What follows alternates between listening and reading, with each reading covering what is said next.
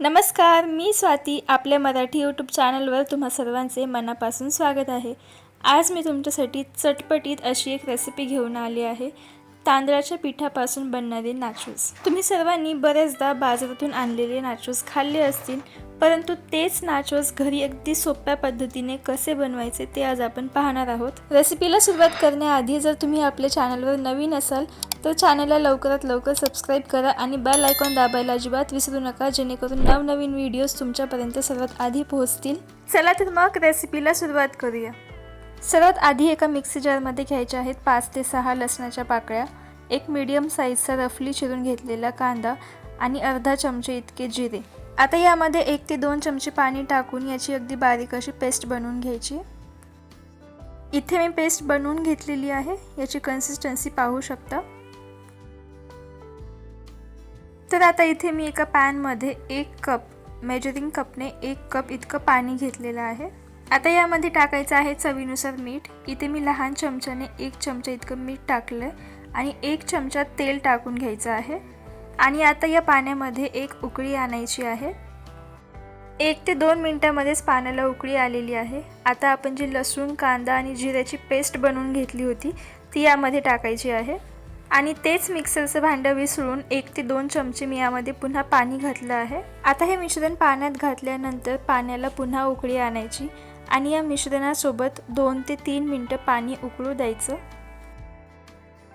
2 ते 3 मिनिटं हे मिश्रण उकळल्यानंतर इथे मी घेतलेलं आहे 1.25 कप म्हणजेच 1 कप आणि 1/4 कप इतकं तांदळाचं पीठ. आता इथे गॅसची फ्लेम अगदी कमी ठेवायची आणि हे तांदळाचं पीठ या मिश्रणामध्ये घालायचं आणि 2 ते 3 मिनिटं हे मिश्रण अगदी एकजीव होईपर्यंत छान मिक्स करून घ्यायचं. आता हे मिश्रण व्यवस्थित मिक्स झालेलं आहे. यावर एक झाकण ठेवायचं, गॅसची फ्लेम लो करायची आणि 1 मिनिटासाठी या मिश्रणामध्ये वाफ काढून घ्यायची. इथे तुमच्यासाठी एक टिप आहे, जर या मिश्रणामध्ये तांदळाचं पीठ जास्त झालं असेल तर तुम्ही हलकंसं पाणी गरम करून यामध्ये घालू शकता. इथे हे मिश्रण 1 मिनिटापर्यंत वाफवून घेतलेलं आहे. आता गॅसची फ्लेम बंद करायची आणि आता हे मिश्रण हाताला सोसेल इतपत थंड करून घ्यायचं. पूर्णही थंड करायचं नाहीये. आता इथे हे मिश्रण थोडंसं थंड झालेलं आहे, पण तरी अजूनही ते गरम आहे. आता इथे मी एका पातेल्यात कोमट पाणी घेतले. त्यामध्ये फक्त हात डीप करायचा, म्हणजेच हात ओला करून घ्यायचा आणि हे पीठ 1 ते 2 मिनिटांसाठी मळून घ्यायचं आहे. आता या पिठाचे 2 मोठे गोळे करून घ्यायचे आहेत. तर आता इथे मी पिठाचा एक गोळा घेतला आहे. एका छोट्या प्लेटमध्ये तांदळाचं पीठ घेतलंय आणि एक लाटणं घेतलंय. आता खाली थोडंसं पीठ टाकून आपल्याला हा गोळा हलकासा असा हाताने पसरवून घ्यायचा आहे, जेणेकरून आपल्याला लाटायला सोपं जाईल. आता खाली थोडंसं पीठ टाकून ते पसरवून घ्यायचं आहे.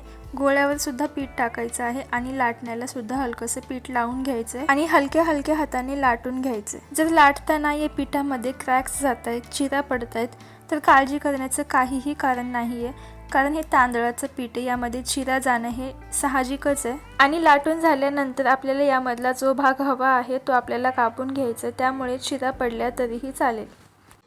तर आता इथे मी हे पीठ लाटून घेतलेलं आहे. मला यातला फक्त मधला भाग हवा होता, त्यामुळे मी जास्त तर मध्यभागीच लाटून घेतलेला आहे. आता याच्या कडा काढून त्या पुन्हा वापरायच्या आहेत.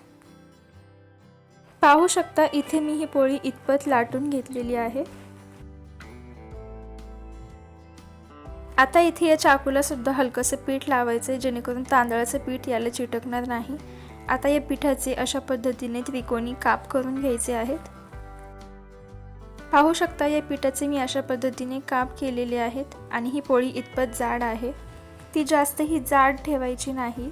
इथे मी अशा पद्धतीचा एक चमचा घेतलेला आहे. या चमच्यावर सुद्धा थोडंसं पीठ लावून या चिप्सवर होल करून घ्यायचे आहे, जेणेकरून हे चिप्स फुलणार नाहीत. आता हे चिप्स तळण्यासाठी तयार आहेत. हे एका प्लेटमध्ये काढून घेऊ. अशाच पद्धतीने सर्व पिठाचे चिप्स बनवून घ्यायचे आहेत. इथे मी सर्व चिप्स बनवून घेतलेले आहेत. आता हे तळून घेऊ. त्यासाठी इथे तेल कडकडीत गरम करून घेतलेलं आहे. तेल कडकडीत गरम झाल्यानंतर गॅसची फ्लेम लो करायची आणि हे चिप्स यामध्ये सोडून घ्यायचे आहे. चिप्स तेलात सोडल्यानंतर त्यातले बुडबुडे कमी झाल्यानंतरच ते चिप्स हलवून घ्यायचे आहेत, म्हणजेच पलटायचे आहेत. लो टू मीडियम फ्लेमवर लालसर रंग येईपर्यंत आपल्याला हे चिप्स तळून घ्यायचे आहेत। आता हे चिप्स छान प्रकारे तळले गेलेले आहेत। त्यावर हलकासा लालसर म्हणजेच गोल्डन कलर आलेला आहे। आता आपण हे तेलातून काढून घेऊ। पाहू शकता हे छान प्रकारे तळले गेलेले आहेत, कुठूनही कच्चेपणा दिसत नाहीये आणि हे दिसताच अगदी कुरकुरीत दिसत आहेत। आता तुम्ही याचा आवाज ऐकू शकता, हे किती कुरकुरीत झालेले आहेत।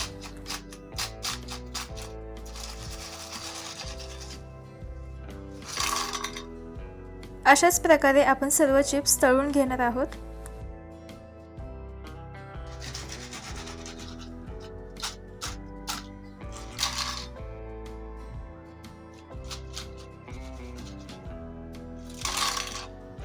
सर्व चिप्स तळून झालेले आहेत। आता एका बाउलमध्ये मी घेत आहे 2 चमचे इतका मॅगी मसाला, 1 चमचा चाट मसाला, अर्धा चमचा लाल तिखट, चवीनुसार मीठ। लक्षात ठेवा याआधी सुद्धा आपण मीठ टाकलं होतं, तर त्यानुसारच टाका। आता हे सर्व मसाले छान मिक्स करून घ्यायचे आहेत। आपण या नाचोजला एक मार्केट स्टाईल टच देणार आहोत। आता तळून घेतलेले सर्व नाचोज या मसाल्यामध्ये टाकून घ्यायचे आहेत।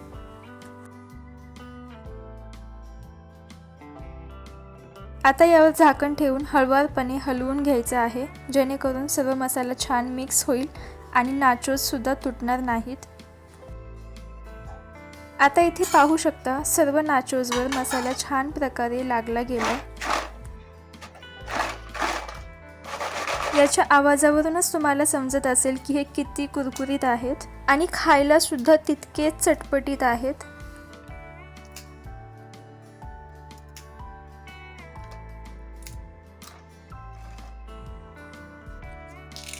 या नाचोसची टेस्ट अगदी मार्केटसारखी आहे, मार्केटसारखाच कुरकुरीतपणा आहे।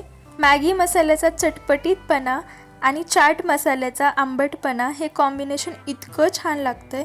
त्यामुळे तुम्ही सुद्धा ही रेसिपी नक्की ट्राय करून पहा आणि जर तुम्हाला रेसिपी आवडली असेल तर व्हिडिओला लाईक, शेअर आणि चॅनलला सबस्क्राईब करायला विसरू नका। चला तर मग पुन्हा भेटूया एका नव्या रेसिपीसोबत। तोपर्यंत बाय बाय।